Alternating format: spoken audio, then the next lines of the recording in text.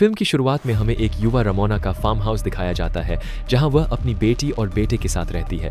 Ramona इस समय एक वीडियो देख रही होती है, जिससे हमें पता चलता है कि रमोना और उसके पति ने इस फार्म हाउस को बहुत प्यार से बनाया था और उसमें हर चीज को व्यवस्थित किया था। इस वीडियो को देखकर रमोना दुखी हो जाती है, क्योंकि उसके पति की एक हादसे में मौत हो चुकी थी। इस हादसे में रमोना की टांग भी चली गई थी। इस हादसे ने रमोना को मानसिक रूप से पूरी तरह से तोड़ दिया था।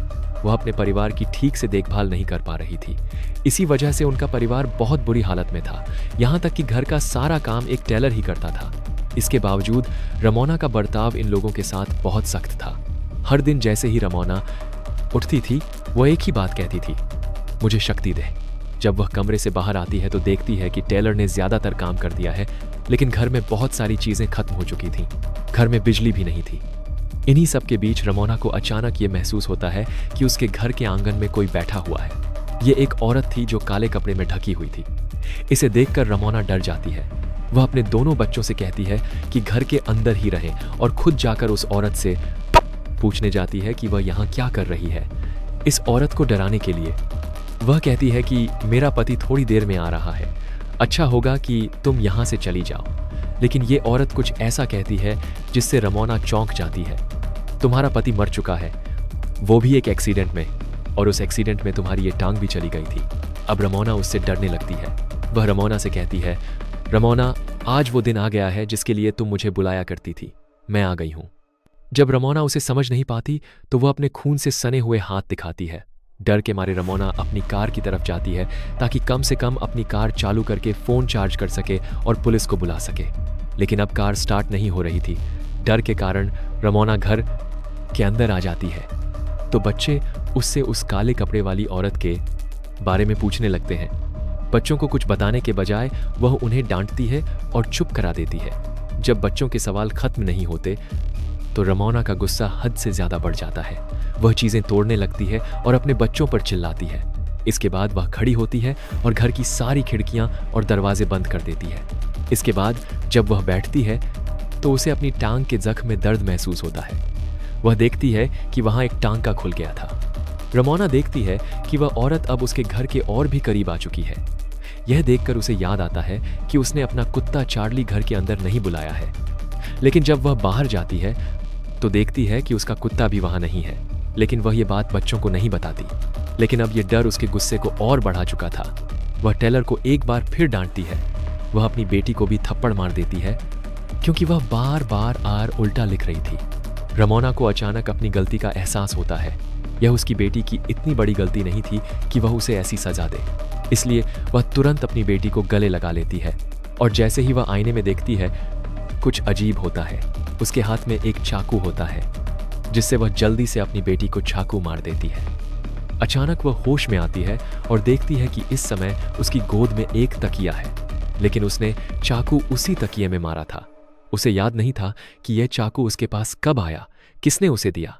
जब टेलर अपनी मां को पीछे से देखता है तो वह और भी ज्यादा घबरा जाता है। उसे पता था कि उसकी मां मानसिक रूप से ठीक नहीं है, इसलिए उसे इस समस्या से बाहर निकलने का कोई रास्ता ढूंढना था। रमोना अपनी बेटी को कमरे में ले जाती है और वह चुपचाप घर से बाहर चला जाता है। वह पास वाले फार्म हाउस में जाकर मदद लेना चाहता था, लेकिन कार पहले ही स्टार्ट नहीं हो रही थी। थोड़ी देर बाद रमोना भी उसे ढूंढते हुए वहां आ जाती है और वह बहुत गुस्से में थी।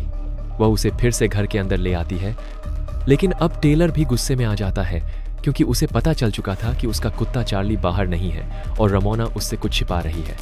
टेलर अब अपनी मां से कहता है, तुम्हें कुछ नहीं होगा, मैं संभाल लूंगा। यह कहकर वह गुस्से में एक कमरे में जाता है जहां उसके पिता की चीजें रखी होती हैं, और वहां से वह एक बंदूक उठा लेता है। रमोना उसके पास आती है और लड़ाई करने लगती है।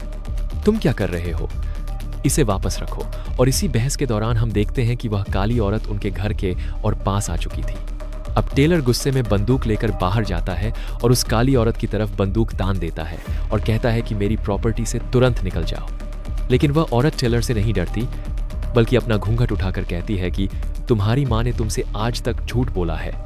वह टेलर को एक बहुत चौंकाने वाली सच्चाई बताती है और कहती है कि जाओ अपनी मां से जाकर पूछो।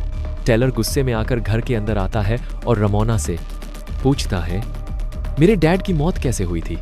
रमोना उसके रुख से डर जाती है और कहानियां सुनाने लगती है। उस रात जब मैं और डेविड एक फैंसी रेस्टोरेंट गए थे, लेकिन रमोना वहां खुश नहीं थी। वह फार्म हाउस में रहकर खुश नहीं थी क्योंकि उसे यहां बहुत काम करना पड़ता था। हालांकि डेविड ने भी यहां अपनी मर्जी से शिफ्ट किया था। शहर की 9 से 4 वाली नौकरी और उसके बाद घर की जिंदगी से वह बोर हो चुका था।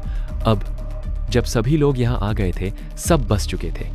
वो खुश थे, लेकिन रमोना खुश नहीं थी। अब वह यहां से भी कहीं और शिफ्ट होना चाहती थी, लेकिन डेविड मना करता है क्योंकि इतनी जल्दी शिफ्ट करना और सभी का बस जाना आसान नहीं था।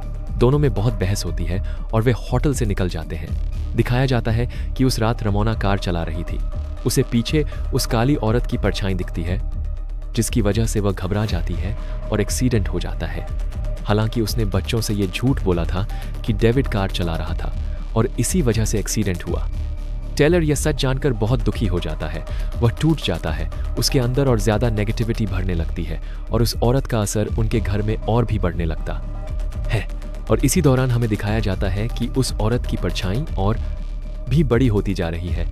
इस औरत की परछाई से बचने के लिए ये सब अटारी छत वाले कमरे में चले जाते हैं, लेकिन अटारी में भी वह काली औरत रमोना की छोटी बेटी को अपनी परछाई की तरह अपनी ओर खींचती है। वे उसे पकड़ते हैं, लेकिन वह लड़की तेजी से खींचती जा रही थी।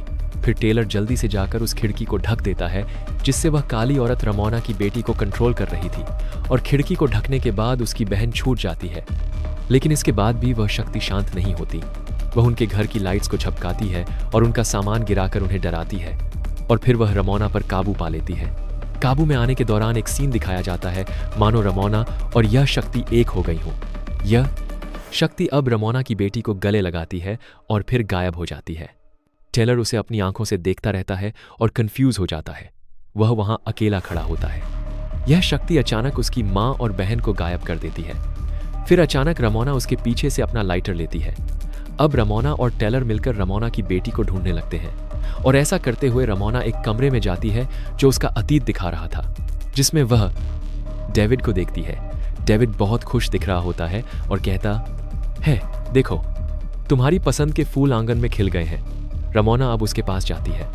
अचानक सीन बदलता है और हम देखते हैं कि डेविड उसे मारने लगता है। वह उसे गलत तरीके से मार रहा था, और अगले ही पल रमोना खुद को आंगन में काले कपड़े में बैठा देखती है, बिल्कुल उस शक्ति की तरह जो उनके घर के बाहर थी।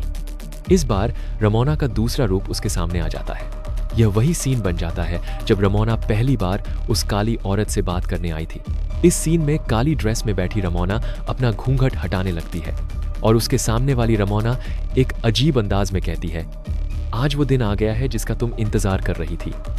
अब सीन कट होता है और रमोना खुद को फिर से अटारी में देखती है, जहां उसके दोनों बच्चे मौजूद थे। ये लोग फिर नीचे आते हैं और उनके सामने वह काली औरत आ जाती है।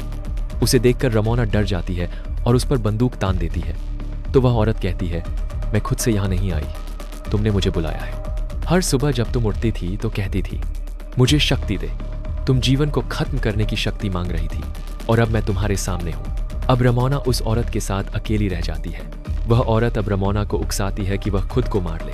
वह बंदूक को अपनी गर्दन के नीचे रखती है और उसे गोली चलाने के लिए मजबूर करती है। और अगले सीन में हम देखते हैं कि रमोना सुरक्षित कमरे से बाहर आती है। बच्चे पूछते हैं, वो औरत कहाँ गई? लेकिन रमोना कहती है, अब वह औरत यहाँ नहीं आएगी। मैंने उसे भगा दिया है, और मैंने खुद में इतनी हिम्मत पैदा कर ली है कि अगर वो अगली बार आई भी तो मैं उससे लड़ पाऊंगी। अब ये लोग फिर से घर के अंदर जाते हैं, और उसी समय उनके घर की लाइट भी आ जाती है, और उनका खोया हुआ कुत्ता भी लौट आता है। घर के अंदर हमें एक पेंटिंग दिखाई जाती है जिसे रमोना ने खुद बनाया था, और उसमें वही काली औरत भी थी जिसे हमने पूरी फिल्म में देखा। असल में वह काली औरत रमोना के अंदर की काली सोच थी, उसके अंदर की गलत बातें थी। उसने अपनी नेगेटिविटी को इतना बढ़ा लिया था कि वह एक असली रूप में, एक शक्ति के रूप में उसके और उसके परिवार के सामने आ गई थी।